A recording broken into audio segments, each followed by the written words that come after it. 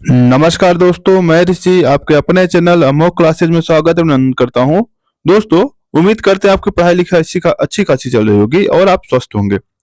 दोस्तों, आपके लिए एक बड़ी अच्छी खबर है कि यूपी ट्रिपल एससी के थ्रू जो आपके लेखपाल की भर्ती भी हुई थी, अब उसका एक नया विज्ञापन आने वाला है। और नया विज्ञापन कब तक आएगा? मान चलिए मार्च लास्ट या फिर अप्रैल मिड तक आ जाएगा। ठीक है, चूंकि अभी भर्ती हुई है, लगभग 8,000 पदों का चयन हुआ है। तो चूंकि अभी जब बजट सेशन चल रहा था, बजट सेशन में लगभग 15,000 पोस्टों की खाली होने की बात की जा रही है। हालांकि इसके विज्ञापन तुरंत ही जारी होने की एक संकेत मुख्यमंत्री द्वारा दिया गया था और कई भी चर्चा में रहा है कि इसकी वैकेंसी आने वाली है। ठीक है, चूंकि ये अच्छी वैकेंसी है और आपके लिए एक सुनहरा अवसर हो सकता है। अब आप लोगों के दिमाग में यह प्रश्न आ सकता है कि सर, अगर हम पेट 2023 अगर पेट 2023 नहीं दिए हैं तो क्या दे सकते हैं, नहीं दे सकते? दोस्तों, अभी तक जो पुरानी वैकेंसी हुई है वो पेट के थ्रू हुई है। क्यों? क्योंकि पेट 2021 थ्रू जो है पुरानी वैकेंसी हुई है। संभावना यही जताई जा रही है कि ये जो वैकेंसी आएगी पेट के थ्रू ही आएगी। क्या पेट के थ्रू? कौन सा पेट 2023। अब आपके दिमाग में आ सकता है कि सर, पेट 2023 तो मैंने दिया था, कितने परसेंटाइल मेरा हो कि मैं दे सकता हूं?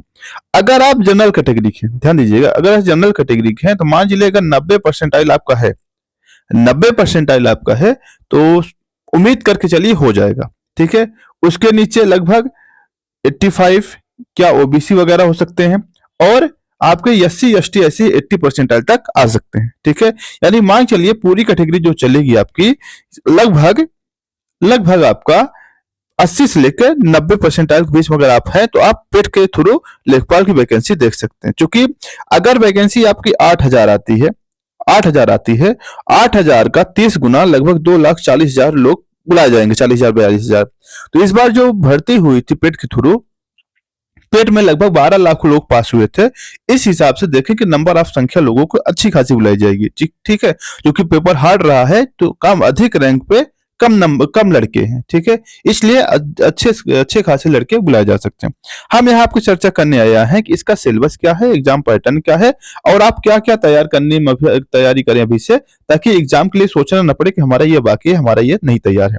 दोस्तों, अगर हम एग्जाम की पैटर्न की बात करें, इसमें पूरा 100 क्वेश्चन होता है। कितने होते हैं? 100 क्वेश्चन होता है और लगभग 1-2 घंटे का समय होता है। 100 क्वेश्चन और 2 घंटे का समय होता है और 100 क्वेश्चन 100 नंबर का ही होता है। कितने? 100 क्वेश्चन 100 नंबर का होता है, जिसमें हिंदी 25 नंबर का और 25 प्रश्न होते हैं इसमें। गणित 25 नंबर का, 25 अंक होते हैं इसमें भी। और सामान्य ज्ञान आपका 25 क्वेश्चन होता है, इसमें सब 25 नंबर का होता है। साथ ही ग्राम समाज और ग्राम विकास जो है आपका 25 नंबर का आता है, यह 25 क्वेश्चन होता है। ठीक है, यानी कुल मिला के 100 क्वेश्चन होते हैं और 100 अंक भी होते हैं और 2 घंटे में आपको करना होता है।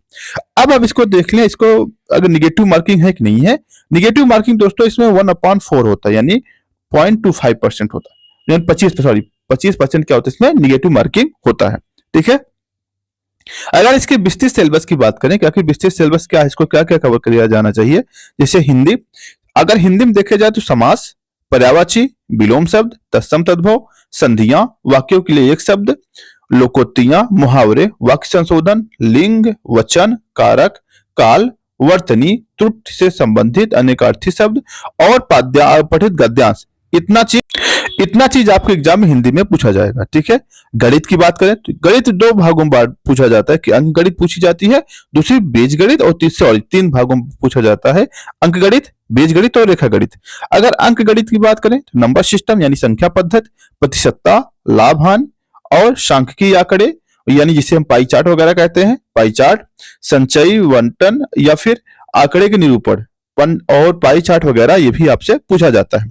उसके बाद आप देखेंगे समांतर माध्य, माध्यिका, बहुलक, इसका भी केंद्रीय माप, ये भी आपसे प्रश्न यहां से बनते हैं। पिछली बार जो लेखपाल का प्रश्न हुआ था वो काफी ही आसान सिलेबस पूछा गया था, यानी बिल्कुल आसान, बहुत ज्यादा चर्चा करने वाली चीजें नहीं थी उसमें। ठीक है, फिर बीजगणित में एलसीएम और एचसीएफ और एलसीएम पूछा जाता है। फिर युगपत समीकरण और द्विघात समीकरण और गुणनखंड और क्षेत्रीय प्रमेय ये पूछा जाता है।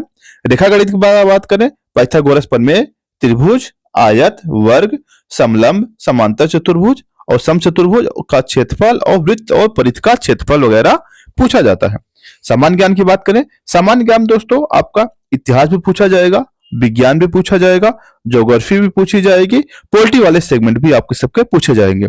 अगर विज्ञान की बात करें तो राष्ट्र और अंतरराष्ट्रीय महत्व के समसामयिक की घटनाएं भी पूछी जा सकती हैं, भारत के इतिहास, राष्ट्रीय आंदोलन, भारत की राज्य व्यवस्था, अर्थव्यवस्था, विश्व भूगोल, जनसंख्या, सामान्य विज्ञान, दैनिक अनुभव, करंट अफेयर, ये सब आपसे क्या पूछे जाएंगे, ठीक है। और इतिहास की बात, इतिहास के अंतर्गत क्या क्या पूछा जाएगा, सामाजिक, सांस्कृतिक और राजनीतिक पक्षों को ध्यान दिया जाएगा, फिर भारत के राष्ट्रीय आंदोलन पर पूछा जाएगा, साथ ही साथ आपको देखिएगा जो आंदोलन है इसकी प्रकृति, उसकी विशेषताएं, राष्ट्रवाद का उद्भव और स्वतंत्रता प्राप्त के बारे में सामान्य ज्ञान आपसे अपेक्षित है, ठीक है। उसके बाद विश्व भूगोल में क्या पूछा जाएगा, जनसंख्या, केवल विषयों के बारे में, जनसंख्या वगैरह के बारे में, ये सब चीजें तोड़ तोड़ के पूछी जाएंगी। बस इतना ध्यान दीजिएगा, जीएस जो 25 नंबर को होगा ओवरऑल आपसे पूछा जाएगा। कंप्यूटर, कंप्यूटर के भी आपसे 2 से 3 प्रश्न हो सकते हैं, ज्यादा हार्ड कंप्यूटर नहीं पूछा जाता, ठीक है, इसमें चूंकि 25 नंबर के ही पूछा जाएगा। और ये जो ग्राम विकास है दोस्तों, इसमें आपका 25 नंबर पूछा जाएगा। और ग्राम विकास मान चलिए जब से भारत स्वतंत्र हुआ है, स्वतंत्र भारत से लेकर 2025 तक लेटेस्ट जो योजनाएं हैं, 2 भागों में। कैसी योजनाएं, एक होगा इंडिया के प्रॉस्पेक्ट से योजनाएं, दूसरा होगा भारत के प्रॉस्पेक्ट से योजनाएं।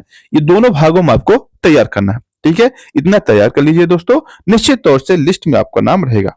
क्योंकि पिछली बार जो प्रश्न पूछा गया था, पिछली बार में क्या हुआ था, पिछली बार में ग्राम विकास में क्या था, हालांकि बहुत सी चीजें थी, योजनाएं थी, स्वास्थ्य योजनाएं थी, ग्राम विकास संबंधित बहुत से फैक्ट थे, पंचायती राज वगैरह सब कुछ था, लेकिन पूछा क्या था, केवल योजना। योजना ही आपका 25 नंबर से पूछ लिया था, और ऐसी ऐसी योजना पूछ लिया गया था जो कुछ विवादित भी रही हैं, ठीक है। खैर उसकी बात नहीं करते हैं, अब देखते हैं ये सब आपका टॉपिक रहा। खैर मैंने भी पिछली बार डीबी वगैरह कराया था, ठीक है, इसीलिए मैं आपसे अनुभव शेयर कर रहा हूं। ये सिलेबस जो है आपका जारी हो चुका है, आप इसे देख सकते हैं। धन्यवाद।